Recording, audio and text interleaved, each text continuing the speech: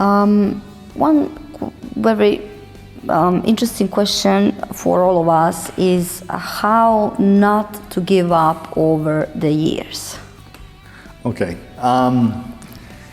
The simplest answer is every time you achieve a goal, you add another goal. Okay? That's the simplest answer, where you're just constantly motivated.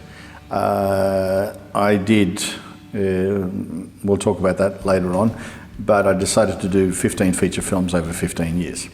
So one of the things was that when we did our first film, it was a low budget, but it was a full feature film. I basically said, okay, the day we finished it, or the day we finished it, it was I think an 18-month project. I then gave myself time off between that film and the second film, which was 15 minutes. Okay, so basically I woke up at 5:30 in the morning, I slept in a little bit and gave myself a 15-minute break and then said, okay, it's time to start again. So at 5:45 in the morning, I started on the next feature film.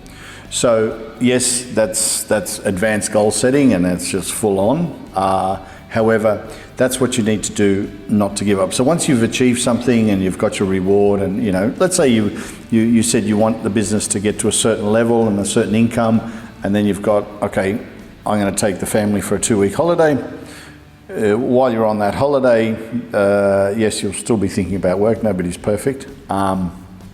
Decide what your next bunch of goals are. And every time you achieve something, you just keep adding. And I know it sounds weird, but that's what's going to keep you going, because you need that help up from your goals. You need that lift up from your goals. And if you've got 20 goals and you end up, you know, doing all of them, that's where it becomes challenging. A lot of the Olympians have a big challenge with that, because for 8 or 12 years they've basically strived for that gold medal in their perfect age group. You know, let's say, you know, gymnasts could be, you know, 18 or whatever it may be, weightlifters might be this.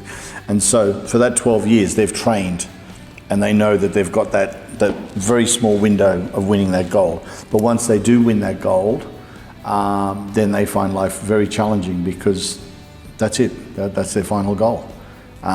So then they've got to go back into normality, unless you've become, you know, a real superstar in whatever field, and there's, you know, film and commercials and interviews and coaching and all that. But for the average Olympian, it becomes very challenging with it. So my recommendation is that, yes, just keep those, you know, 10, 15 goals. And once again, some of them can be, you know, very simple, like, you know, ringing your friend every month, keeping in touch. They're not all financial, you know. Very, very small percentage of your goals are financial. However, you do need finance to help them along. So yeah, so just keep plodding along. Once you've finished a few, add a few, you know, and you'll be pretty much right.